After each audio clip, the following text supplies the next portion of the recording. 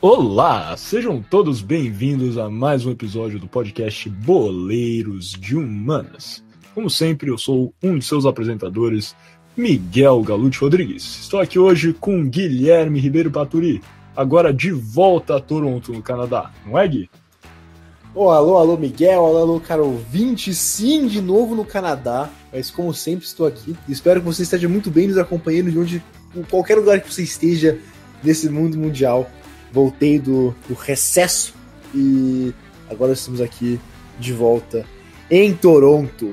Mas agora temos um episódio muito legal, né, Miguel? Algo, inclusive, que está uma data histórica no dia que sai esse podcast, não é mesmo? Na verdade esse podcast vai sair no dia 29, a data histórica é no dia 31, mas tá aí no final de semana em que eu acho que vocês vão ouvir. Eu fiquei pensando agora que a gente falou desse negócio que o Guilherme voltou pro Canadá. Vocês lembram daquele meme da Luísa que foi pro Canadá? Agora estamos igual, né? Cara, que saudades do meme da Luísa do Canadá, cara.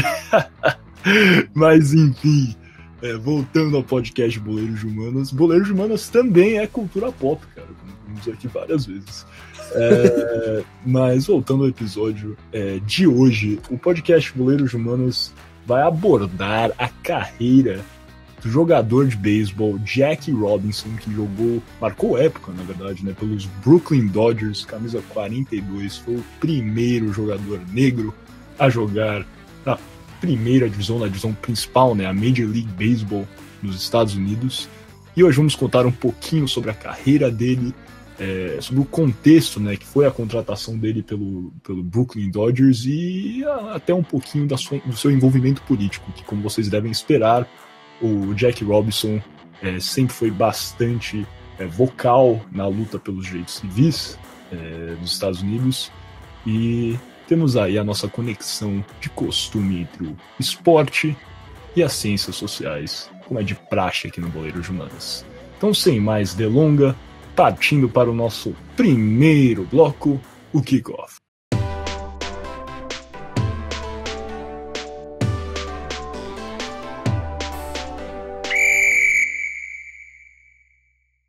Sejam bem-vindos, então, novamente ao podcast Boleiros de Humanas. Lembrando que Boleiros de Humanas é um programa Podercast, a divisão de podcasts do jornal digital Poder 360. Começando aqui com o nosso Kickoff. Antes que adentremos, entramos de frente,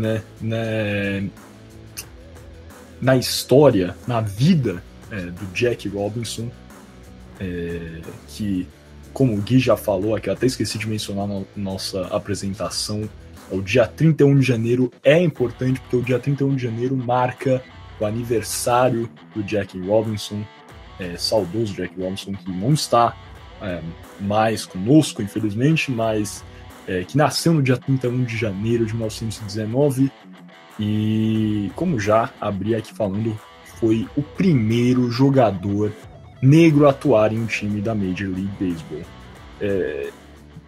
Utilizamos esse termo primeiro jogador negro porque ele foi o primeiro jogador negro a jogar em um time da Major League Baseball na chamada Era Moderna do Beisebol. Acho que vale aqui a gente falar o que é a Era Moderna, para não causar qualquer discrepância. Pode ser que algum ouvinte aí pesquise e depois fale, mas teve um jogador que jogou em 1860. É possível, mas a Era Moderna do Beisebol compreende o período do início do século XX, onde a partir desse ponto que as estatísticas são contadas da Major League Baseball em si. Os relatos, de jogos de beisebol em solo norte-americano vão até 1846, quando a primeira partida oficial de beisebol foi disputada em Hoboken, no estado da Nova Jersey. Então, se nós estamos entendendo aqui o que é o beisebol, o que é considerado no mínimo o beisebol profissional, no geral, pelos historiadores do esporte, a partir do início do século XX, é considerada a era moderna do beisebol e são os jogos utilizados para compilar as estatísticas da Major League Baseball. Como já adentramos aqui, vamos entrar mais à frente. O Jackie Robinson foi o primeiro jogador negro a jogar por uma equipe da Major League Baseball, sendo contratado no dia 15 de abril de 1947 pela equipe do Brooklyn Dodgers. Brooklyn Dodgers, que inclusive é o atual Los Angeles Dodgers. Imagino que vários ouvintes devem conhecer, ou no mínimo possuir um boné ou alguma outra muda de roupa com o logotipo do Brooklyn Dodgers.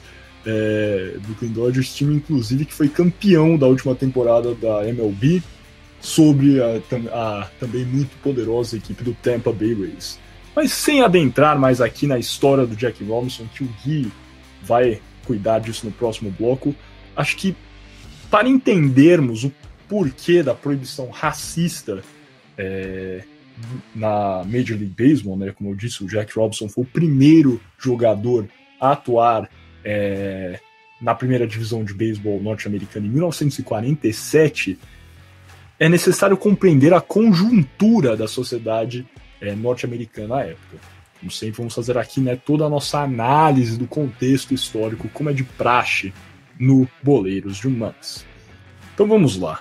De acordo com dados do Museu Nacional de Arte e Cultura Afro-Americana, que faz parte do Instituto Smithsonian em Washington, D.C., entre 1525 e 1866, cerca de 12,5 milhões de pessoas foram sequestradas da África e levadas ao Novo Mundo, mediante ao comércio transatlântico de escravos. Esse número é corroborado por vários historiadores, tanto da América do Norte como da América do Sul, do Brasil. Esse número de 12,5 milhões é bastante lembrado por vários historiadores. Desses 12,5 milhões, estima-se que 10,7 milhões sobreviveram à viagem arduosa, né, essa difícil viagem nos navios negreiros. Apenas, na verdade, foram vários, né, mas se considerarmos que 1,8 milhões de pessoas morreram, é considerável, né, a perda, e acho que demonstra como era difícil, e desde o início já era bastante sofrido a vida de um escravo que era sequestrado da África e levado à América. Embora apenas, entre aspas, aqui considerando todas as aspas, né, 470 mil escravos é a estimativa atual, apenas esses 470 mil escravos tenham desembarcados na América do Norte originalmente. Esta não é a soma total de escravos que foram parar nos Estados Unidos devido ao comércio interregional, né, que todos devem conhecer, passando pelas ilhas caribenhas e até mesmo o próprio Brasil, onde as estimativas colocam aí cerca de 40% ou 4 milhões de escravos foram trazidos,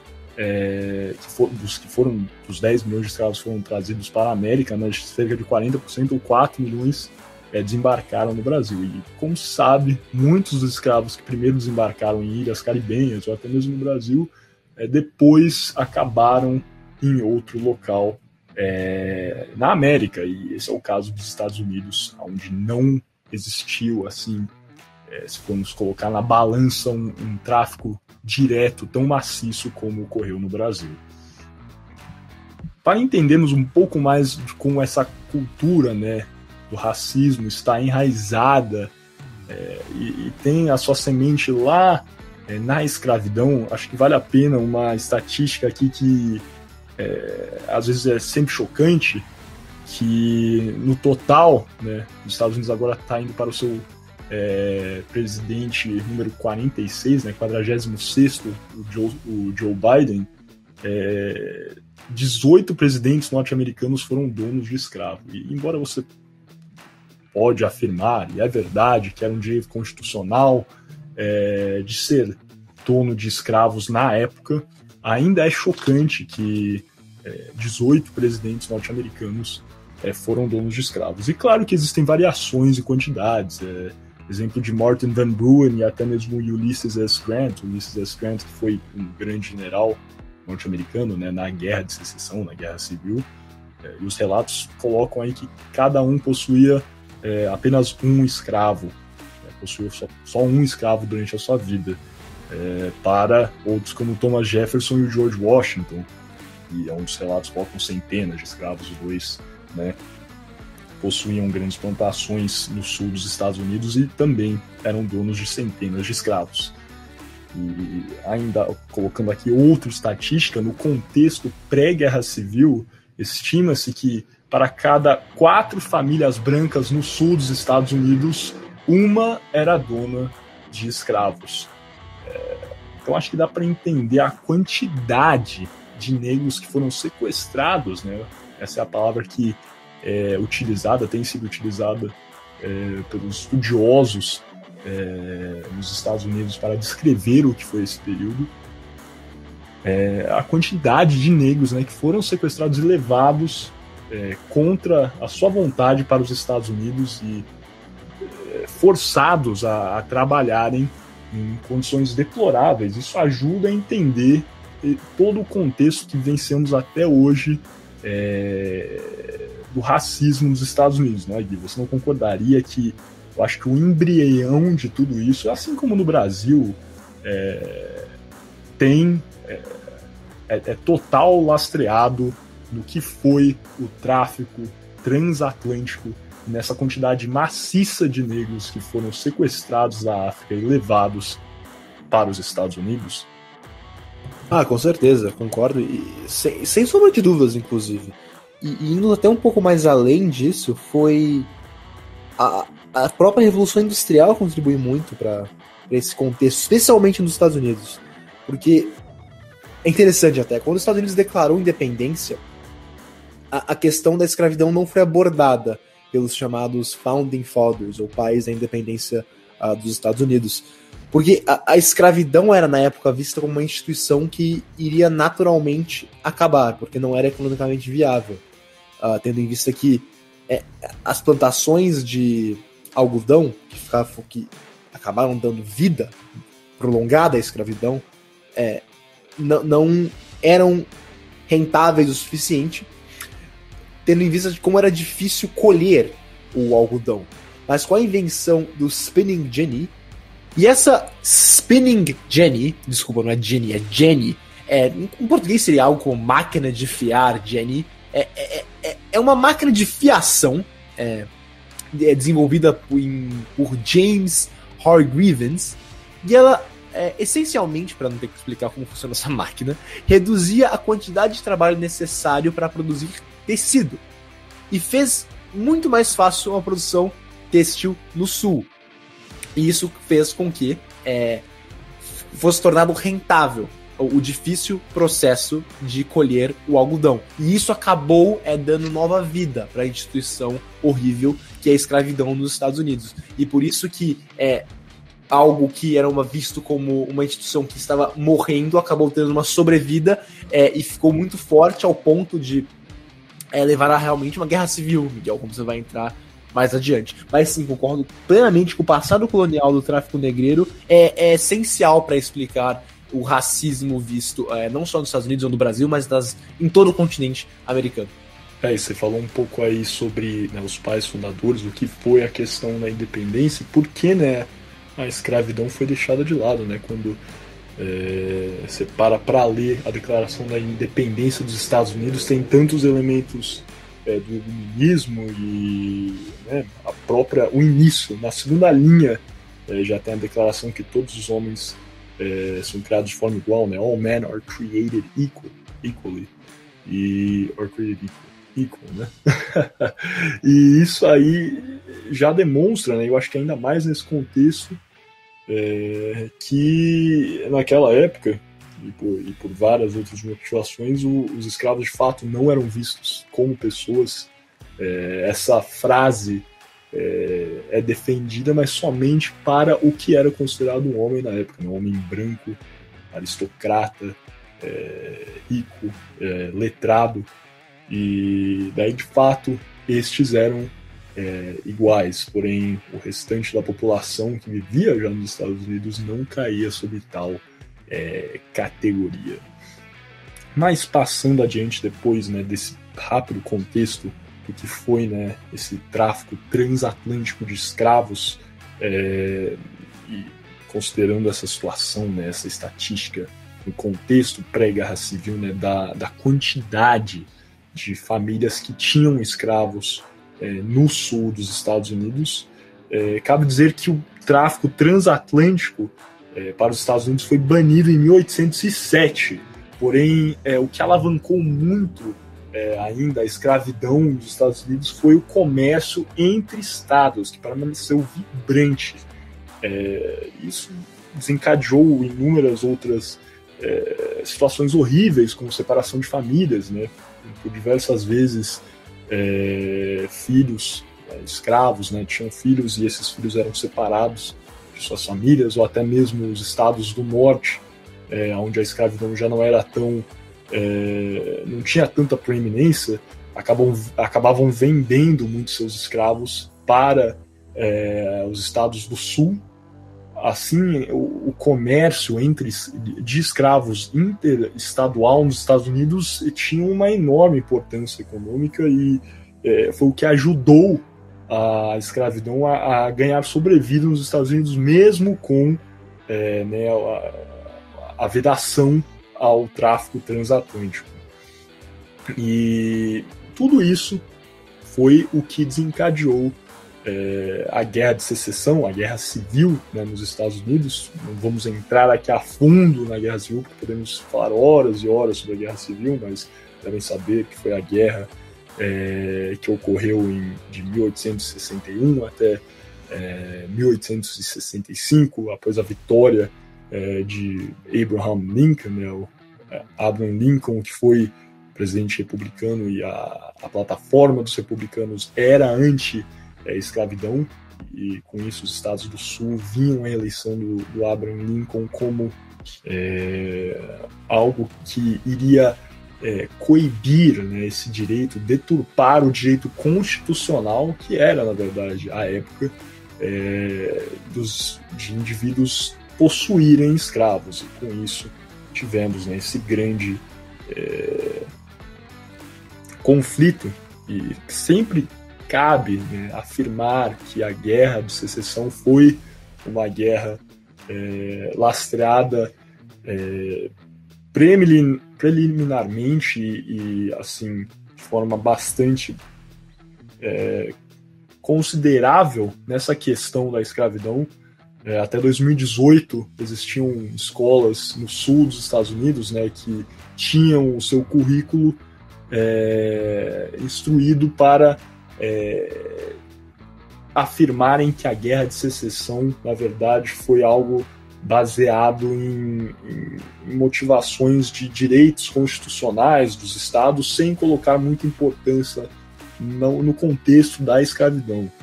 Eu acho que isso demonstra, né, às vezes, como ajuda a demonstrar ainda mais, né, como o racismo é prevalente nos Estados Unidos e como existe, né, essa tentativa, às vezes, por alguns indivíduos que detêm o poder de atenuar o que foram esses momentos sombrios da história de alguns países, seja a escravidão, seja a Guerra de Secessão. Isso é bastante claro nessa história, né, de escolas que ensinavam, né, a Guerra de Secessão como algo sendo preliminarmente sobre a liberdade de estados, colocando a questão da escravidão de lado. Sem mais delongas, com o fim da Guerra de Secessão em 1865, a 13ª emenda foi assinada.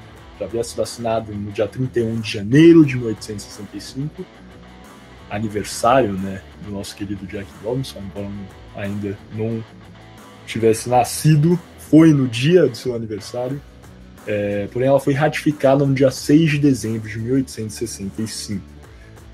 E a 13ª emenda foi a emenda constitucional dos Estados Unidos que proibiu a escravidão.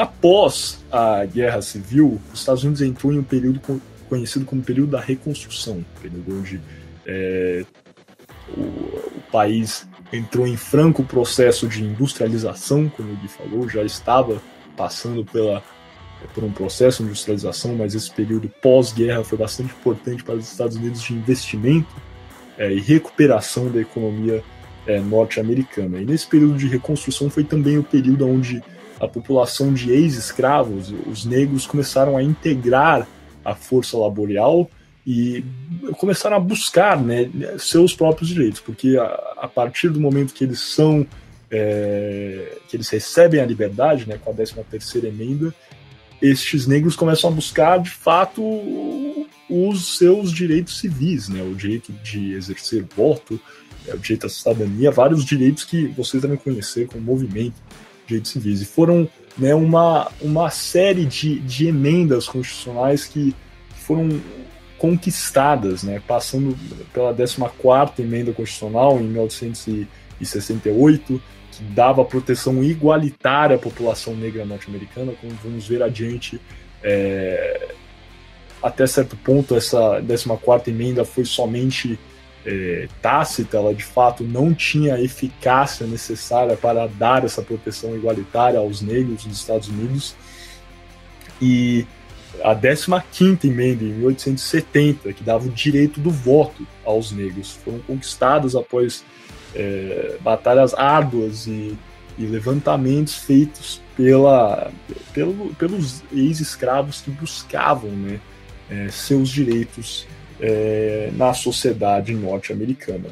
E com essas 3 emendas que eu acabei de citar aqui, a 13ª emenda, a 14ª emenda e a 15ª emenda, as elites, principalmente do sul dos Estados Unidos, estavam descontentes com a situação de, entre aspas, aqui, né, quase paridade. Eu estou colocando aqui entre todas as aspas, porque, como sabemos, a situação dos negros dos Estados Unidos não era de nada igualitária ou parelha com a dos brancos no país.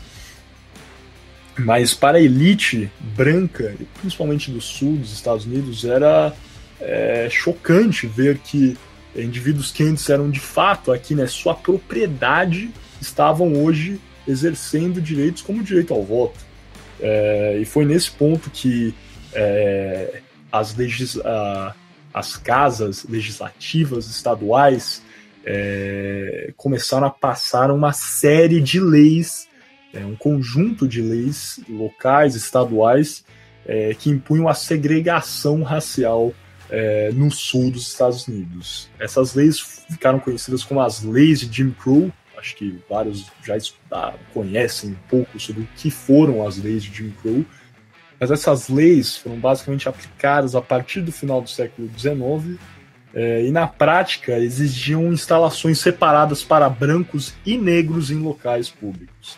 Desde bebedouros separados, né, um bebedouro para indivíduos negros e outro para indivíduos brancos, até escolas, desde locais onde os indivíduos poderiam se sentar em transportes públicos, até mesmo proibição de casamento entre pessoas de diferentes etnias, né? Os casamentos interraciais foram banidos nos Estados Unidos com base em diversas leis, né, que ficaram depois conhecidas como o conjunto das leis de Jim Crow. E nesse ponto também deve ser afirmado que a 15ª emenda, que deu o tão sonhado direito ao voto aos negros, perdeu eficácia em muitos estados, porque foram criadas leis estaduais que tinham o objeto de dificultar que estes negros pudessem votar. E essas leis eram como a instrução de testes de alfabetismo para que o indivíduo pudesse votar, e isso foi inventado, né, porque muitos dos negros ex-escravos não tinham a educação formal necessária para passar nesses tipos de teste. Assim, eles não poderiam exercer o seu direito ao voto. Foi uma forma, né, de dificultar que a 15ª emenda de fato tivesse eficácia. E acho que o que mais demonstra o que foi esse período, você pode estar aí pensando, mas se tudo isso, se essas emendas eram constitucionais, mesmo os Estados Unidos sendo uma federação, como que essas leis eram permitidas, né? E a resposta vem da doutrina que prevaleceu neste período, onde tivemos o leading case, né, o caso emblemático na Suprema Corte americana do Plessy versus Ferguson, onde prevaleceu a doutrina que os negros poderiam estar separados porém eram iguais. Então essa doutrina de separados, porém iguais, foi o que prevaleceu nos Estados Unidos do final do século XIX até meados do século XX, que permitia que essas leis estaduais, locais, fossem impostas, que segregavam os negros ex-escravos e que, de fato, acentuaram essa situação de racismo no sul dos Estados Unidos. Algo a declarar sobre o conjunto das leis de Jim Crow? Não, só que acho que eu só queria dizer que essas leis, como muitos devem saber, foram, bem, digamos, um dos fatores que levaram à radicalização, à polarização extrema dos Estados Unidos entre democratas e republicanos. O Barack Obama até entra um pouco nisso em seu livro, Uma Terra Prometida, dizendo que sim, as leis de Jim Crow serviram muito para, digamos, começar essa polarização que vemos nos Estados Unidos até hoje, em que, como se nota na política americana, é quase impossível ver democratas e republicanos trabalhando juntos. E as leis de Jim Crow foram talvez uma das primeiras coisas que contribuíram para esse deadlock que vivemos atualmente. Perfeitamente. Acho que é exatamente isso. Se o embrião, né, do que é o racismo nos Estados Unidos inicia, né, com o tráfico transatlântico de escravos, com certeza, eu acho que ele foi muito acentuado e é ainda mais assim institucionalizado no sul dos Estados Unidos por esse conjunto de leis que foi as leis de Jim Crow. E é nesse contexto, finalmente, que chegamos, né, ao ponto que queríamos estar, que foi criada essa separação no esporte do beisebol. Até o período, né, no final do século XIX, jogadores negros haviam jogado algumas partidas, existiam alguns jogadores que faziam parte dos chamados times profissionais de beisebol, embora isso tornou um pouco mais prevalente, né, após, por óbvio, né, a 13ª emenda. Alguns jogadores, não era assim uma plétora de jogadores negros, mas existem relatos de alguns jogadores negros após a Guerra Civil. A partir dos anos 1880, por aí, isso se tornou tacitamente proibido na MLB, na Major League Baseball. E esse foi o caso porque os donos dos times, os times tinham um acordo de cavalheiros, é o termo utilizado por historiadores, assim, de tacitamente, né, não contratarem jogadores negros. E nos Estados Unidos, alguns devem conhecer que existe a MLB, que é a Major League Baseball, mas também existem as chamadas Minor Leagues, que são, às vezes, times de cidades menores que são associados a times da MLB e servem como uma espécie de ambiente onde jogadores podem se desenvolver e, no geral, existem times sempre associados nas minor leagues com a Major League Baseball. E as minors tornaram essa regra, né, que era o acordo de cavalheiros entre os times da MLB, em uma regra expressa, na verdade. Então os jogadores negros não poderiam jogar na MLB por um acordo tácito e não poderiam jogar nas minor leagues porque no final dos anos 1880 os donos dos times votaram para proibir efetivamente os jogadores negros. Assim, no início do século XX, foram criadas algumas ligas para jogadores negros praticarem o esporte. Até que em 1920, nos anos 20, foi criada a chamada Negro League, que era uma liga de beisebol mais estruturada. Inclusive, depois que a liga foi abolida, alguns times migraram para a Major League Baseball, mas era uma liga organizada somente com jogadores negros. E isso demonstra, né, e eu acho que impõe ainda mais o que foi essa doutrina de separados, porém iguais. A Negro League era organizada, porém não recebia, obviamente, a mesma atenção que era dada à Major League Baseball. Por diversos anos, né, se você for comparar quanto um jogador de beisebol da Major League Baseball recebia com o que um jogador de beisebol da Negro League recebia, é uma disparidade imensa, e tanto com a qualidade, né, dos ambientes de trabalho, os estádios, né, os locais de prática, é uma diferença gritante, e eu acho que só demonstra, né, o que foi essa triste realidade, que foi muito imposta pelo racismo, né, que tem seu embrião, como já falamos aqui, no tráfico transatlântico, passa pela Guerra Civil nos Estados Unidos e termina nas leis de Jim Crow, que foram com certeza muito importantes, né, para essa segregação dos jogadores negros e brancos no beisebol norte-americano, não é, Gui? É isso mesmo. E falou tudo, Miguel. Não tenho nada a declarar. É exatamente isso. Só tava perguntando para ter a certeza, né, cara? Às vezes alguma coisinha. Mas enfim, eu acho que já demos esse contexto maior, entendemos um pouquinho sobre o que foram as ligas de negros nos Estados Unidos e o que foi todo esse contexto. Obviamente, poderemos falar por horas e horas aqui sobre vários tópicos. Leis de Jim Crow, guerra de secessão, tráfico negreiro, porém não temos todo o tempo do mundo aqui no podcast Goleiros de Humanas. Então, sem mais delongas, vamos fechar esse primeiro bloco e vamos passar ao segundo bloco do podcast Goleiros de Humanas, o Toca Me Voe.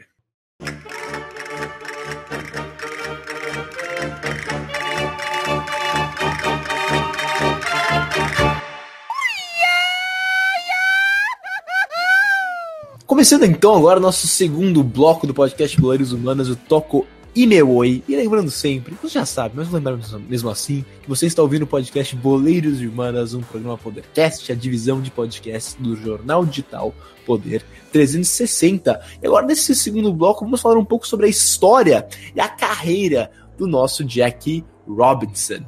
Então, o Jackie Robinson nasceu, como o Miguel já falou, em 1919, na cidade do Cairo, mas não no Egito, e sim no estado americano da Geórgia. E seu nome completo era Jackie Roosevelt Robin, que homenageando então o ex-presidente estadunidense Theodore Roosevelt. Mas em 1920, Robinson e sua família saíram da Geórgia e se estabeleceram na Califórnia, mais especificamente na cidade de Pasadena, próximo a Los Angeles.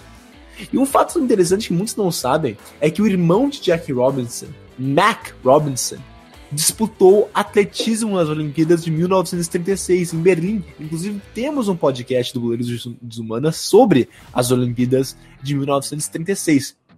E Mac Robinson conquistou uma medalha de prata no atletismo, terminando atrás de Jesse Owens, que foi inclusive o tema principal desse podcast, sobre as Olimpíadas em Berlim. Então, para ver como tem essa conexão entre Jesse Owens e Jackie Robinson. E tendo em vista que o irmão do Jackie Robinson era um atletista bem sucedido e conhecido até, Jackie admirava muito seu irmão. E quando entrou no ensino médio, seguiu o exemplo de seu irmão e se envolveu em diversos esportes, como o beisebol, o atletismo, o basquete e o futebol americano. E em 1930, quando se formou no ensino médio, Robinson continuou seus estudos na Pasadena Junior College, uma universidade pública na cidade de Pasadena. E lá ele também jogou basquete, futebol americano, beisebol e atletismo. E foi nesse momento, quando estudava nessa universidade pública, que ele mostrou pela primeira vez sua impaciência com autoridades que ele considerava racistas. Em 1938, ele foi preso por desacatar a autoridade depois de intervir quando policiais prenderam seu amigo de uma forma que ele considerou injusta. Mas esse incidente não levou a nenhum lugar, ele só foi a primeira vez que se sabe em que Robinson realmente, lutou contra autoridades racistas nos Estados Unidos. Mas em 1939, Robinson se formou da Pasadena Junior College e entrou para a bem conhecida e bem famosa University of California, Los Angeles, ou a UCLA. E lá ele se tornou o primeiro atleta a se destacar e ganhar varsity letters, ou seja, significa que ele foi um atleta bem reconhecido e que ganhou prêmios, digamos, em 4 esportes: no beisebol, no basquete, no futebol americano e no atletismo. Inclusive no time de futebol americano da UCLA, Robinson era apenas um dos 4 atletas negros do time. Mas só tendo 4 atletas negros fazia da UCLA o time de futebol americano mais diverso do país, tendo visto que era muito incomum ter atletas negros participando da principal liga de futebol americano universitário nessa época, claro. Mas poucos meses antes de se formar, Robinson abandonou a UCLA e aceitou um emprego como diretor atlético na Agência Nacional para a Juventude. E 2 anos depois, quando a Agência Nacional para a Juventude fechou, Robinson se mudou para Honolulu, no Havaí, para jogar futebol americano pelos Honolulu Bears, que era uma equipe semi-profissional e racialmente integrada no esporte. Mas depois de somente uma temporada, Robinson voltou para a Califórnia para disputar a Pacific Coast Football League pelos Los Angeles Bulldogs. Porém, sua volta à Califórnia coincidiu exatamente com os ataques japoneses a Pearl Harbor e a subsequente entrada dos Estados Unidos na Segunda Guerra Mundial. E por isso, chegou ao fim a breve carreira de Robinson no futebol americano. E é interessante, Miguel, porque isso a gente não vê atualmente. Um jogador, estar tão velho, porque nessa época ele já tinha mais de 20 anos, ou quase 20 anos, desculpa, e ele ainda não tinha decidido que esporte ele ia realmente perseguir. Ele estava nessa época no futebol americano, mas como já sabemos, ele se destacou no beisebol. Não vemos muito isso, né? De fato. Tem alguns exemplos, né, eles são raros, cada vez mais raros, de jogadores que na metade de sua carreira mudaram, né, de esportes. É o caso do próprio Michael Jordan, que após ganhar 3 títulos da NBA, passou um ano jogando, um pouco na verdade, beisebol, mas tudo isso teve uma outra inclinação, né? Ele passou um período muito difícil da vida dele, onde o pai dele morreu, foi assassinado, né? E também não pode ser comparado exatamente com a história do Jackie Robinson, mas com certeza é cada vez mais raro, né? Em esportes como futebol, se parar para pensar, e qualquer outro esporte, na verdade, para competir em níveis, né, profissionais, se o indivíduo não iniciar em uma idade bastante pueril. Você vê hoje, né, os times estão com escolinhas onde jogadores de 9, 10 anos já estão sendo garimpados para serem levados potencialmente aos centros de treinamento ou centros de formações de atletas, né? Então acho que cada vez é mais difícil, e cada vez será ainda mais difícil para jogadores nos seus 20 anos ou atletas de outros esportes mudarem entre diferentes modalidades, com certeza, que são tempos diversos. Justamente, é bem difícil você ver atletas que mudam de esporte atualmente. Mas voltando agora para o nosso Jackie Robinson, ele foi então escolhido pelo draft militar, ou a conscrição americana, para lutar na Segunda Guerra. E foi designado ao Batalhão 761 de Tanques, apelidado de Panteras Negras, porque era justamente um batalhão inteiramente composto, só por pessoas negras, tendo em vista que até o exército era segregado nessa época. Mas foi um desentendimento por questões raciais, meio que, digamos, atrapalhou a carreira militar de Jackie Robinson. Em 1944, Robinson entrou em um ônibus do exército depois de uma consulta médica. E apesar do exército ter contratado uma linha viária particular para evitar segregações entre soldados, o motorista do ônibus exigiu que Robinson se sentasse atrás, o que era comum em linhas viárias, linhas de ônibus, normais. Mas Robinson se recusou, e ao fim da viagem, o motorista chamou a polícia militar, que prendeu Robinson. E depois de discutir com a polícia, ele foi sentenciado a comparecer a uma corte marcial, sofrendo várias acusações completamente absurdas e falsas, como embriaguez pública, mesmo com ele não tendo bebido esse dia. Mas felizmente, a corte marcial, composta somente por militares brancos, inocentou Robinson de todas as acusações. E interessantemente, o batalhão de tanques de Robinson, os Panteras Negras, ou o batalhão de tanques 761, se tornou o primeiro batalhão inteiramente negro de tanques a combater na Segunda Guerra. Mas por estar nesse processo de corte marcial, Robinson não participou de combate e nunca foi mandado à Europa ou ao Pacífico. Não tendo sido mandado ao front, então, depois de ser inocentado, Robinson passou o resto da guerra como coordenador atlético do exército no Kentucky. Isso em 1944 sofreu uma dispensa honrosa. E então, depois de sair do exército, Robinson conseguiu passar em uma peneira com os Kansas City Monarchs, equipe de beisebol que disputava a Liga Negra, que o Miguel já entrou em que era essa Liga Negra no último bloco. E como o Miguel já explicou, essa liga era exclusiva para jogadores negros, tendo em vista que havia esse acordo de cavalheiros em que a MLB não aceitava jogadores negros desde 1884. Entretanto, durante a temporada de 1945, algumas equipes da MLB estavam seriamente considerando contratar jogadores negros. E Branch Rickey, presidente dos Brooklyn Dodgers, começou a observar a Liga Negra atrás do jogador e escolheu Robinson, por isso considerado um jogador promissor. Então, depois de conversar com Robinson e ter sua palavra de que ele não perderia a cabeça com xingamentos ou outras manifestações racistas, que ele certamente iria receber, Rickey resolveu contratar para jogar pelos Montreal Royals, da Liga Internacional, que era considerada uma minor, ou liga menor, de beisebol. É importante ressaltar que os Royals eram um subsidiário dos Dodgers e o Rickey também era dono dos Royals. E depois de uma ótima temporada em 1946 com os Royals, sendo o melhor batedor da liga, Robinson foi declarado MVP, ou melhor jogador da Liga Internacional. E com essa rápida ascensão e sucesso, Robinson foi chamado para jogar pelo elenco principal dos Dodgers. E somente 6 dias antes, inclusive, da temporada de 1947. E nos Dodgers, a carreira de Robinson dispensa comentários. Ele marcou época. Ele foi campeão da World Series em 1955, sendo esse seu único título no beisebol. E ele também teve estatísticas impressionantes como batedor ou como jogador field player, como se chama, como se diz, ou seja, um jogador que faz belas jogadas defensivas, digamos assim. E também chegou à World Series outras vezes, mas realmente só conseguiu conquistá-la em 1955, quando o Brooklyn Dodgers jogou contra os rivais locais, os New York Yankees.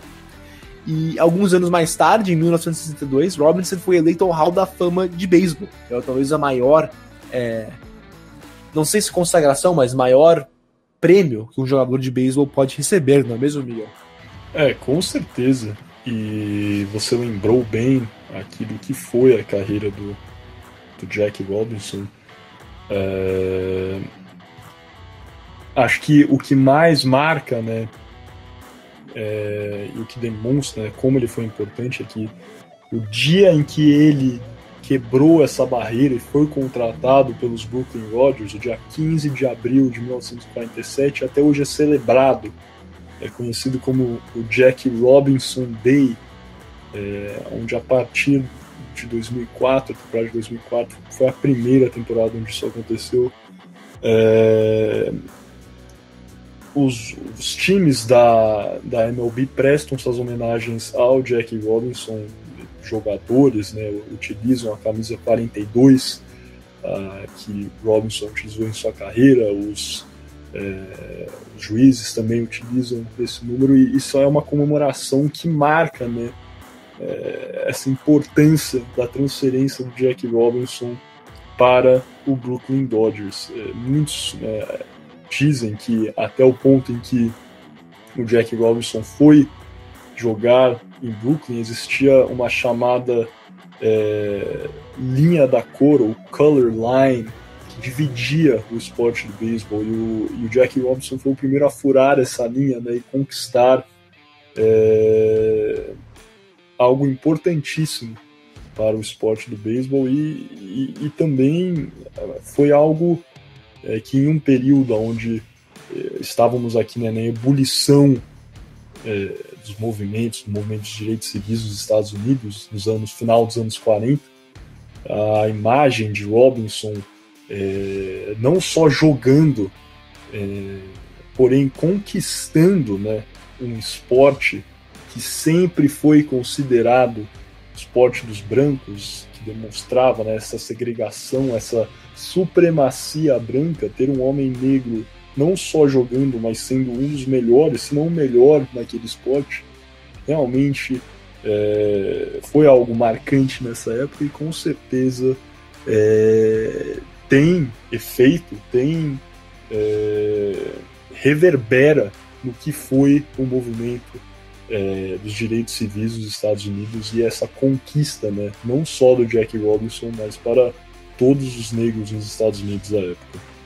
Muito bem, é isso mesmo. Então, com isso, não tem tempo para mais nada nesse nosso Toca Me Voe, e vamos passar agora para o nosso terceiro bloco, o arremate.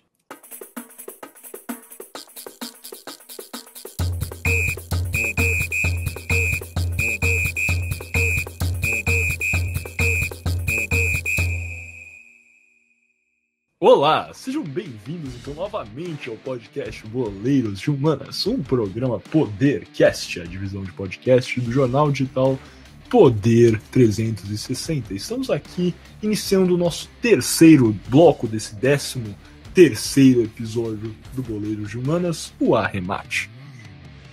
Voltando então à história do jogador de beisebol Jackie Robinson, o que já contou, né, todo o contexto de como o Jack chegou a atuar pelos Brooklyn Dodgers, rompendo a chamada Color Line, se tornando o primeiro jogador negro a atuar em uma equipe da Major League Baseball na era moderna do beisebol.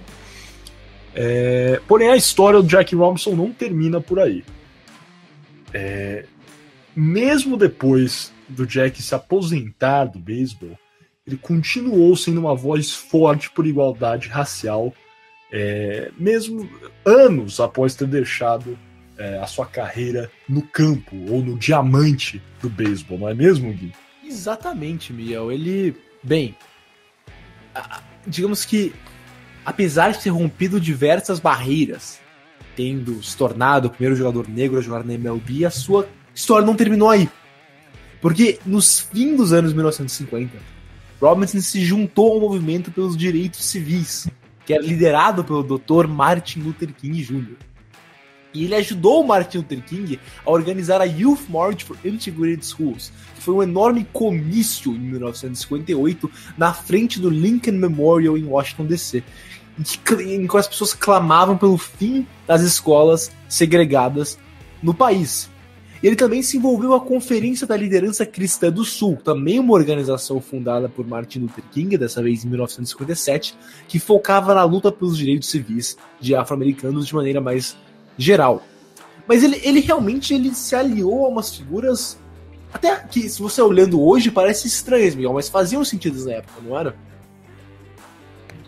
Justamente isso, né? O Robinson, acho que uma das bandeiras mais importantes que ele levantou nessa carreira dele como ativista de direitos civis foi pela igualdade racial no voto.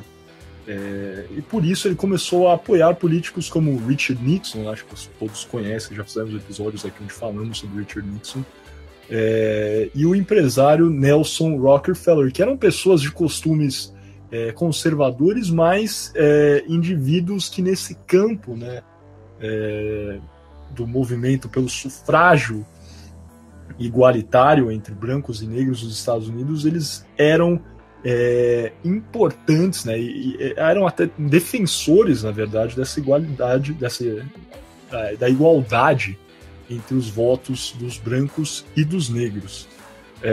Ele também acreditava que negros precisavam desesperadamente de ajuda financeira, e por isso ajudou a fundar o Freedom National Bank, que dava empréstimos para afro-americanos que normalmente eram marginalizados e ignorados por grandes bancos. Dá para perceber aqui então que o Jackie Robinson sempre teve essa preocupação com a população negra dos Estados Unidos. Ele não somente se tornou um ícone e aceitou, né, o seu papel como celebrado, se distanciou da luta da população afro-americana, porém criou diversos artifícios. Acho que o Freedom National Bank é um dos maiores deles para auxiliar aqueles marginalizados e sempre estar envolvido com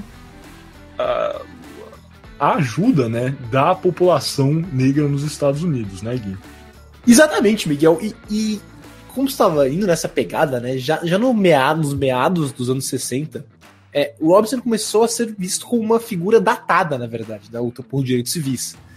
Porque ele era um defensor de métodos não violentos para conquistar a igualdade racial, bem nessa linha do Dr. Martin Luther King. E ele discordava das propostas de violência de líderes mais jovens e carismáticos do movimento, como Huey Newton e o próprio Malcolm X. E ele teve uma discussão com o Malcolm X numa coluna que ele tinha em um jornal, e foi uma coisa bem marcante na época, ver dois líderes do movimento realmente brigando no que era considerado rede nacional, de uma certa maneira. E até a sua influência como atleta negro estava se dissipando nessa época. Ao mesmo tempo que surgiam novos desportistas negros bem-sucedidos, como Muhammad Ali e Jim Brown, eles carregavam uma retórica mais dura no que se diz respeito à luta contra a segregação e o racismo, enquanto o Jackie Robinson tinha uma fala mais calma e mais ponderada, digamos assim. Mas ele mesmo assim, Miguel, mesmo ele talvez nunca diminuindo, mas tendo sua influência dissipar e ser visto mais como da velha guarda, ele continuou lutando, não foi mesmo? É justamente isso. Eu acho que o Robinson com certeza tinha, né, esse perfil um pouco mais atrelado, até fazem, né, diversas vezes fazem essa diferenciação, né, o que foi a doutrina adotada pelo Martin Luther King, o que foi a doutrina adotada pelo Malcolm X. Com certeza o Jackie Robinson, a gente já falou aqui em diversos projetos onde o Jackie Robinson e o Dr. King trabalharam juntos, mas de fato ele se atrelava mais a essa ideia de auxílio, né, em uma marcha pacífica, em uma conquista por direitos igualitários, sem o uso de artimanhas violentas ou um ideal mais maniqueísta, né, de nós contra eles. Ele acreditava de fato na conquista de forma pacífica. E como você disse, por mais que ele não tivesse esse espírito lutador, entre aspas, vamos colocar aqui, ele continuou lutando pela comunidade afro-americana de seu próprio jeito, né? Desse jeito cultivado, desse jeito elaborado e pensado que ele sempre exerceu na sua carreira como ativista. Em 1970, ele acaba fundando a Jackie Robinson Construction Company para construir complexos de moradia para minorias. Aí outro exemplo semelhante ao Freedom National Bank, como o Jackie Robinson fundou, né, empresas para auxiliar essa grande gama de indivíduos marginalizados pela sociedade norte-americana. E mesmo tendo conquistado tanto e significado tanto para o esporte do beisebol, Robinson era incansável, pois em 1972, mais especificamente em outubro de 1972, Robinson foi convidado a jogar o primeiro pitch, né, jogar a primeira bola. Existe uma cerimônia que é bastante comum em jogos de beisebol, onde indivíduos importantes, sejam políticos, jogadores de outros esportes, ativistas, são convidados para jogarem a primeira bola, né, do jogo, o primeiro pitch. Para quem não sabe, quando o jogador lança a bola para o rebatedor no beisebol, essa jogada se chama pitch. E Robinson foi convidado a jogar o primeiro pitch no primeiro jogo do World Series. O World Series é aqui a final da MLB, como alguns devem saber. Esses esportes, né, as finais das ligas norte-americanas sempre são mais festejadas, e no beisebol não é diferente. Assim como no futebol americano temos o Super Bowl, Na MLB temos o World Series, e naquele ano, né, em 1972, o World Series foi disputado entre os Cincinnati Reds e os Oakland Athletics, não é, Gui? Esse momento foi bastante marcante em 1972, em outubro, quando o Robinson, apesar de tudo que ele já tinha realizado na sua vida, foi lá. E acho que é outra forma que as equipes de beisebol encontraram para homenagear o grande jogador e o grande homem que foi Jack Robinson. Exatamente. Mas o mais engraçado foi que, mesmo nessa homenagem, ele, bem, alguma pessoa mais acomodada talvez só teria ido lá jogar a bola e aproveitar o jogo. Mas ele usou essa oportunidade para dar um discurso e lembrar a todos que até aquele dia ainda não haviam técnicos negros na MLB, mostrando que ele era realmente inconformado com essa situação e que, mesmo tendo quebrado as barreiras que ele quebrou, ele iria continuar lutando por uma total integração no beisebol. Ele não iria aceitar só jogadores, ele queria técnicos, ele queria presidentes, que agora estou assumindo, mas ele queria realmente uma total integração, não só uma integração entre os jogadores. E dias depois desse jogo, Robinson faleceu. Mas isso, como eu estava falando, exemplificou muito bem o que foi sua vida. Uma luta incansável contra a desigualdade racial, o racismo e a segregação dos Estados Unidos. Mas é isso. Algo mais a declarar, Miguel? Nada mais a declarar, Gui. Eu acho que você fechou muito bem e lembrou exatamente desse momento, né, que foi o primeiro pitch, que no geral é somente algo cerimonial. O jogador, a personalidade vai lá, joga, lança a bola, porém não declara muita coisa. Mas o Jack Robinson não poderia ser diferente, grande ativista, grande personalidade que sempre teve, foi lá, deu esse belo discurso, pode ser encontrado online, e dias depois ele fechou, né, a sua trajetória, e que bela trajetória que foi. Muito bem, com isso terminamos a primeira parte do nosso podcast Boleiros de Humanas sobre o Jack Robinson e mais amplamente a segregação nos Estados Unidos. Muito obrigado por nos acompanhar até aqui, como sempre, a todos os nossos queridos ouvintes. Um forte abraço a todos, e lembrando que temos agora a nossa segunda parte do programa, onde teremos o tradicional quiz sobre coisas relacionadas ao programa de hoje e um pequeno debate nas nossas alternadas. Novamente, obrigado por nos acompanhar até aqui, pelo todo carinho, pela toda compreensão e, obviamente, pela sua escutada. Não se esqueça de compartilhar com seus amigos e famílias o nosso programa, que vai ajudar bastante. Então, um forte abraço, até a próxima.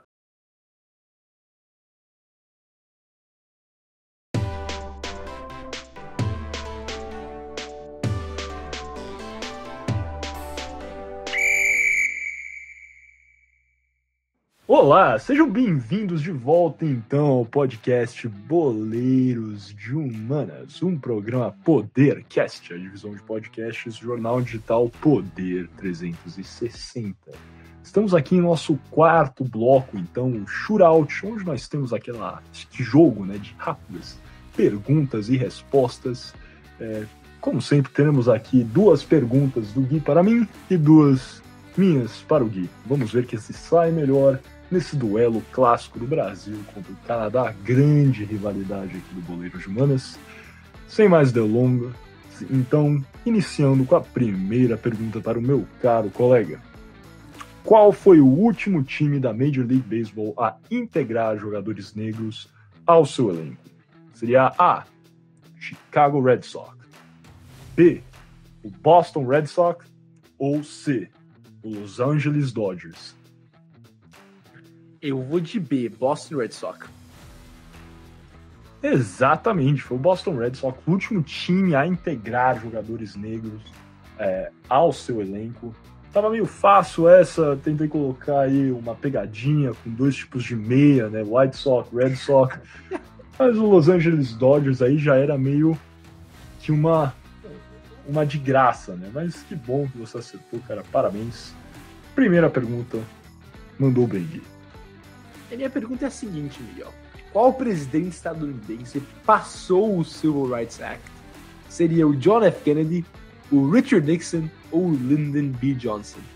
Essa é um pouco mais difícil, hein, cara? Ó, o que eu lembro aqui de estudar, acho que foi o John F. Kennedy que propôs o ato em 1963, se não me engano, porém ele foi assassinado, né? E com o assassinato dele, quem acabou por passar o ato em si, em 1964, se eu não me engano, foi o nosso querido LBJ, governador do estado do Texas e grande democrata, Lyndon B. Johnson.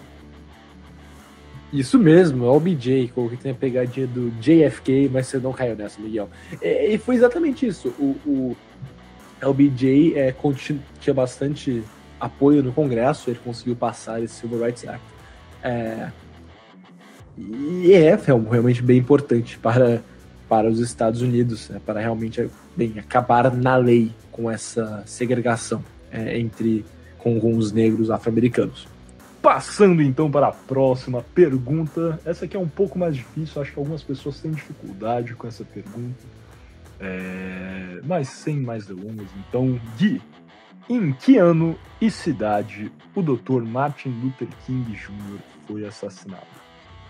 Seria em 1967 em Atlanta, na Geórgia, em 1968 Memphis, no Tennessee, ou em 1969 em Tallahassee, na Flórida?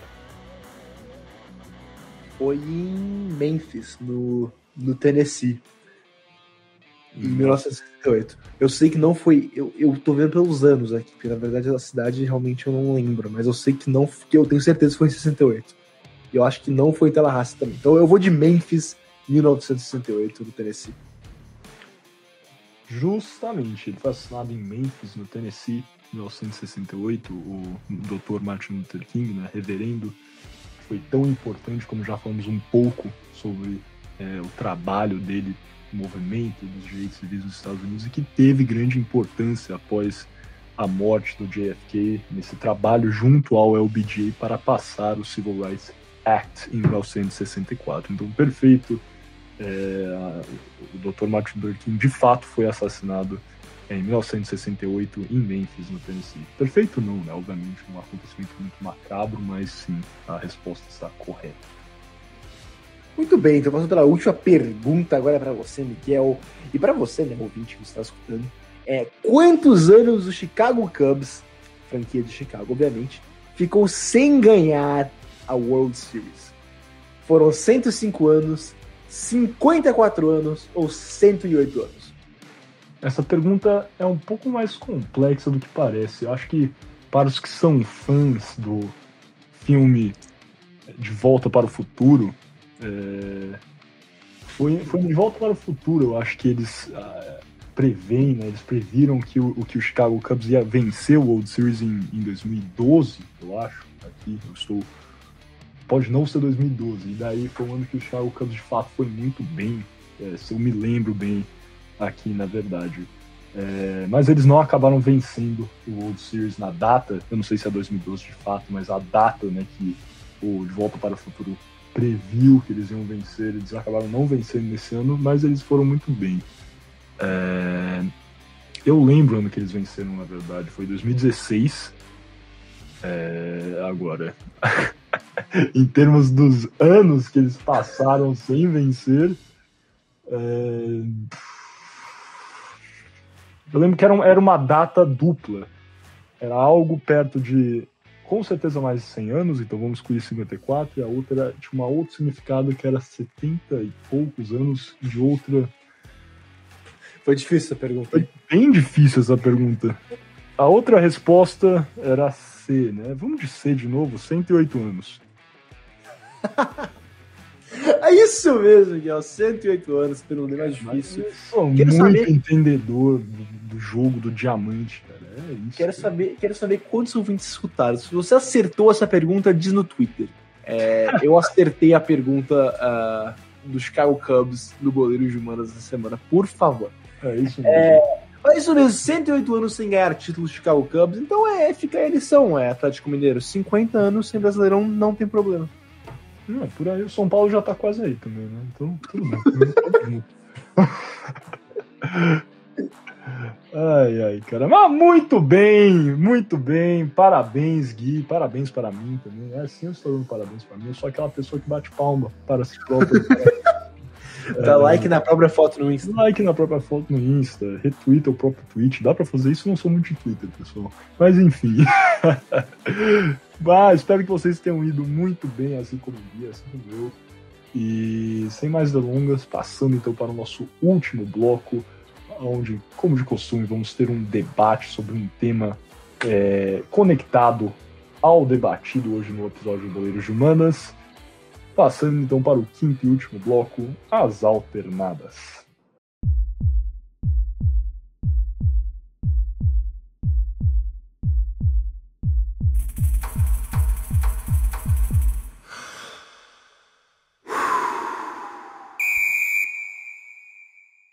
Bem-vindos então ao nosso quinto e último bloco aqui do podcast Boleiros de Humanas. Lembrando que Boleiros de Humanas é um programa Podercast, a divisão de podcasts do jornal digital Poder 360. Entrando aqui nas nossas alternadas, como de costume, vou lançar um tópico de debate. Gui dará o seu parecer, eu retorno e o Gui terá a réplica e eu a tréplica. Em 1972, no ano em que Jack Robinson faleceu, ele publicou a sua autobiografia, onde temos diversos relatos, histórias, passagens que contam sobre a sua carreira e sobre sua participação no movimento dos direitos civis e no ativismo, né, o ativismo que ele levou em toda a sua vida. Acho que talvez um dos trechos mais relevantes ultimamente dessa autobiografia é um em que o Jack Robinson descreve como ele se sentiu ao ouvir o hino nacional no primeiro jogo do World Series que ele jogou pelo Brooklyn Dodgers.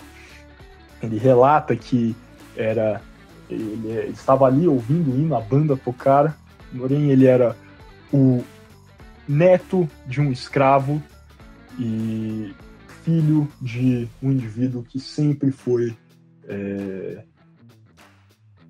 sofreu com preconceito de ser negro. Ele estava ali sentindo um herói, né, em sua própria situação. Ele tinha noção de que o que ele tinha conseguido ser um jogador negro na primeira divisão de beisebol era um feito grande, ainda mais chegando à final. E nesse momento que deveria ser algo glorioso, tudo que ele conseguia pensar 20 anos depois daquele momento é que ele não poderia se levantar facilmente e cantar o hino dos Estados Unidos, que ele não conseguiria prestar o seu respeito à bandeira americana.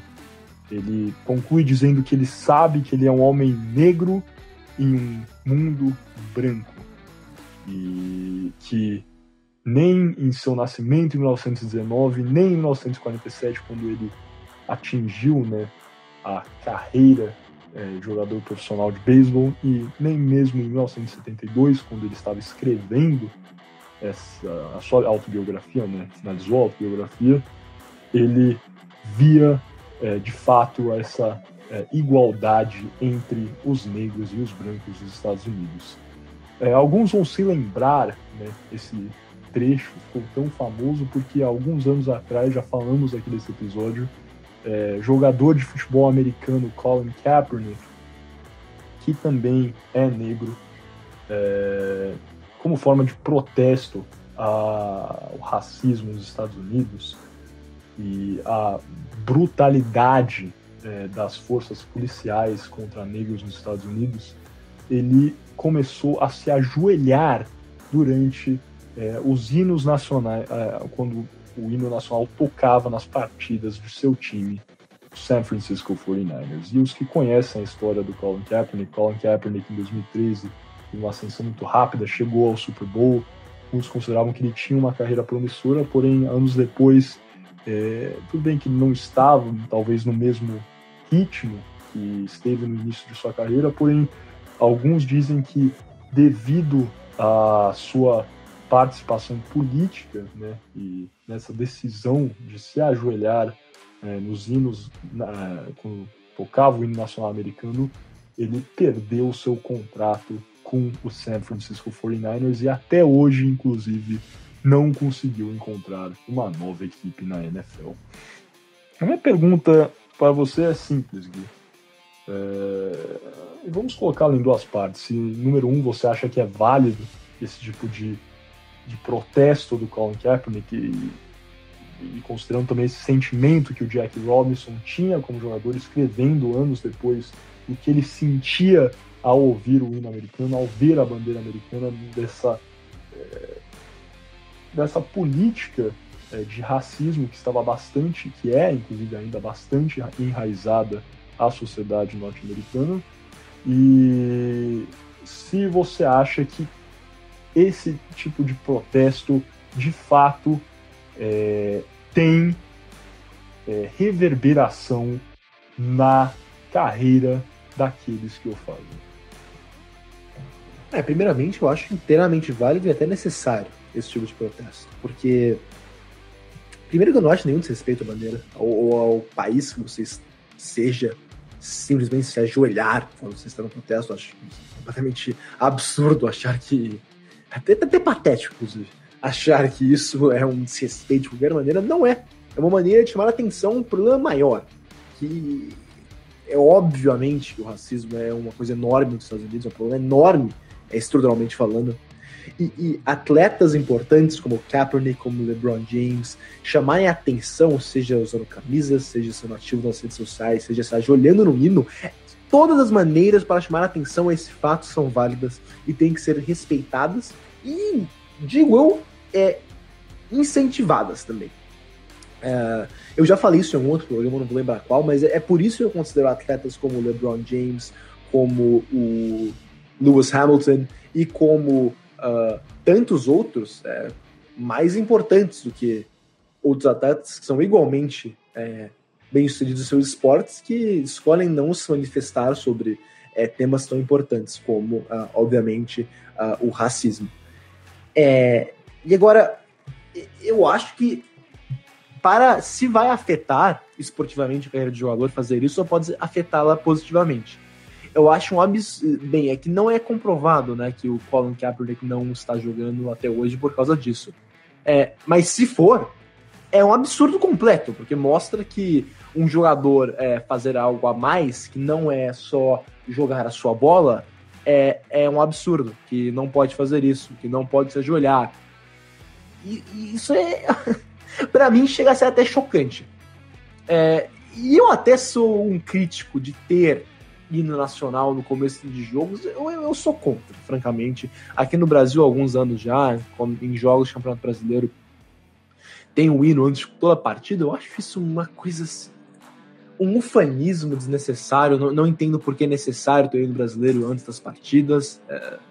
Eu acho o nacionalismo forçado, que não tem nada a ver com, não vou dizer com o espírito do jogo, mas com o espírito da arquibancada, que é o que, pra mim, é o mais importante do futebol.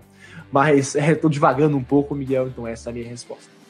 Vou começar pelo que você acabou de falar do hino. Eu necessariamente não discordo com o hino, eu acho que é algo que, de certa forma, já está enraizado no Brasil, em todo...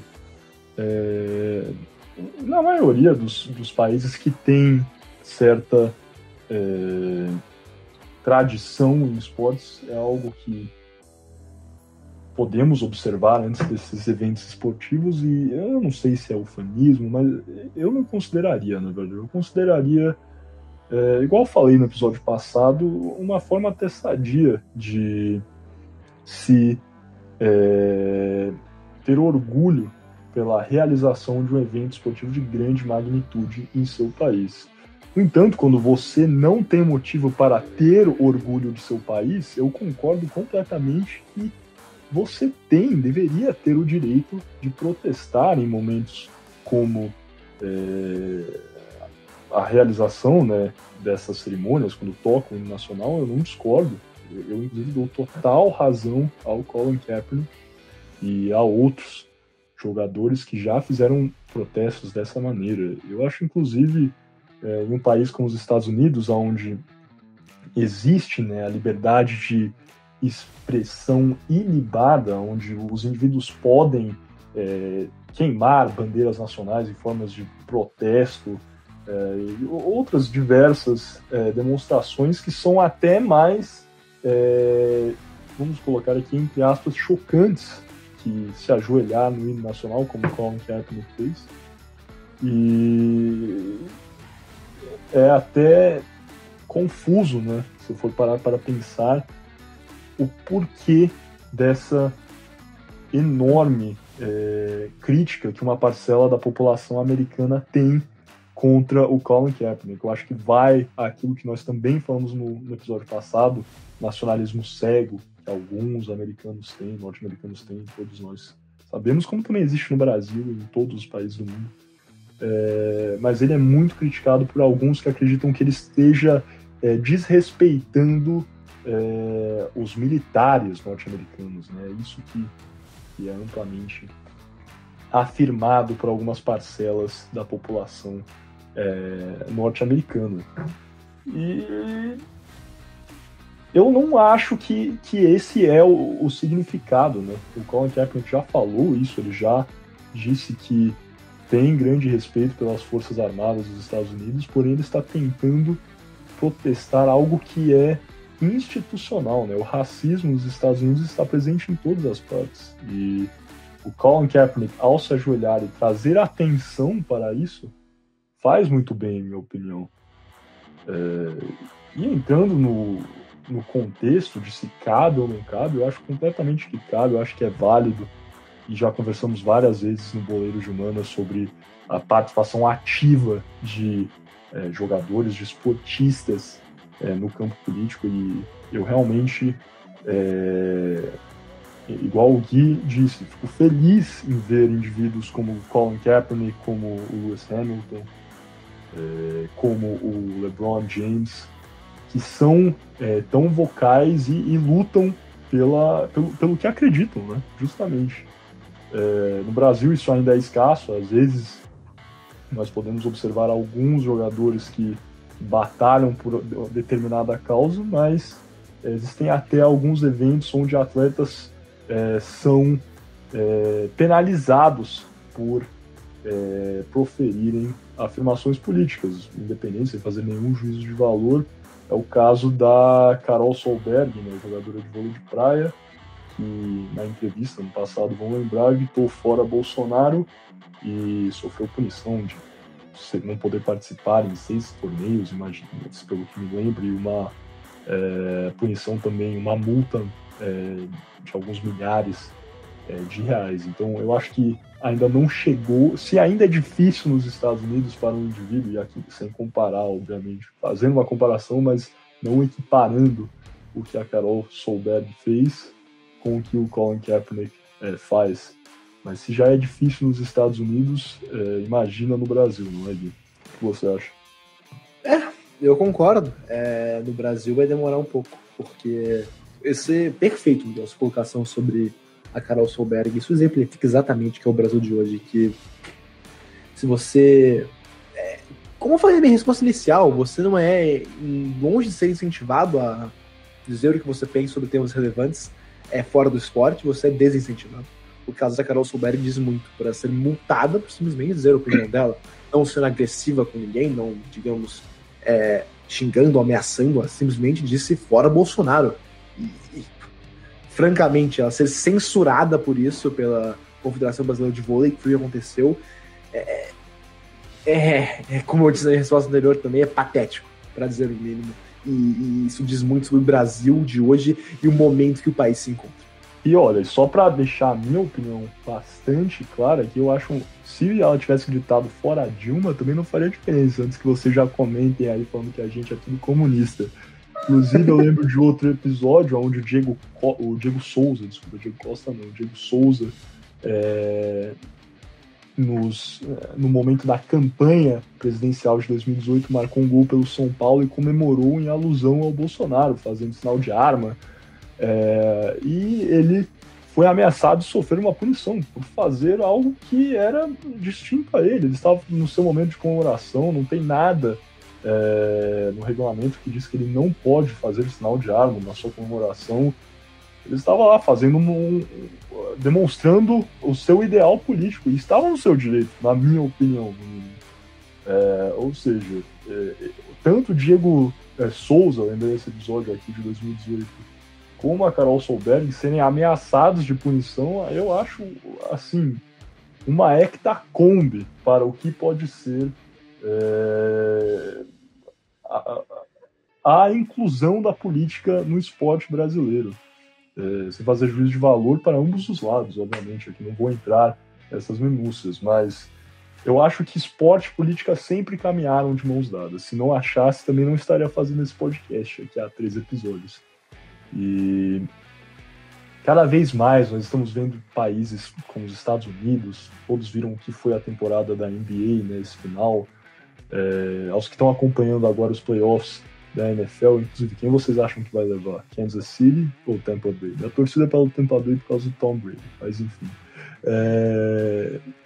Fora esse aside, viram, né, que agora os times da NFL também estão com frases que remetem ao movimento do Black Lives Matter e tantos outros exemplos. Eu acho que na Itália, os times da Série A, diversas temporadas já agora jogam os jogadores com uma marca vermelha, né, remetendo ao abuso doméstico sofrido por mulheres. É uma forma de levantar, né, essa bandeira, e algo que no Brasil ainda está caminhando lentamente, né, e quando você vê episódios como esse do Diego Souza e o episódio da Carol Solberg, eu acho que é desanimador, essa é a palavra a ser utilizada. Se os atletas não podem mesmo usar em seu momento de comemoração, que era um dos dois, Diego Souza e a da Carol Solberg, no momento de comemoração, fazer declarações políticas, quem dirá quando confederações, quando ligas poderão tomar ações parecidas com o que a NBA fez? Aí eu dou total razão aqui, faço juízo de valor favorável à ação da NBA na Black Lives Matter, como a ação da Fórmula 1, que também aderiu a esse movimento, da NFL, e a da Série A, nesse contexto do abuso domiciliar. Mas eu acho que o Brasil, então, ainda está muito longe de chegar a esse ponto. Para fechar, Gui, o que você acha? Eu concordo com o que você disse inteiramente e não tenho nada mais a declarar. Beleza, então essa foi fácil, então. Foi. Assim. Beleza, então. Então, muito obrigado mais uma vez por terem chegado até o final desse podcast. Espero que vocês tenham gostado muito. É um tópico que a gente estava bastante animado para conversar essa semana, marcando, né, o aniversário do Jack Robinson. Se você está ouvindo isso no domingo, acredito, exatamente no domingo, dia 31 de janeiro, você está ouvindo o podcast no que seria o aniversário de 102 anos, acho, 102 anos do Jack Robinson, esse grande jogador de beisebol que também foi tão importante para o movimento dos direitos civis dos Estados Unidos como ativista, e pelo que ele sempre é lembrado de ser o primeiro jogador negro a atuar em uma equipe da MLB, e também, obviamente, pelo que às vezes não recebe tanta atenção, que foi a sua participação junto ao Martin Luther King e tantas outras personalidades nessa luta pela conquista dos direitos civis dos negros nos Estados Unidos. Mais uma vez, obrigado pela sua atenção, obrigado pela sua visualização. Se você gostou, deixa aí o seu joinha, compartilhe com seus amigos, contamos sempre com a sua ajuda. Caso tenha algum comentário, por favor, estamos sempre abertos a críticas, a qualquer comentário de qualquer natureza. E sem mais delongas, muito obrigado novamente e até a próxima.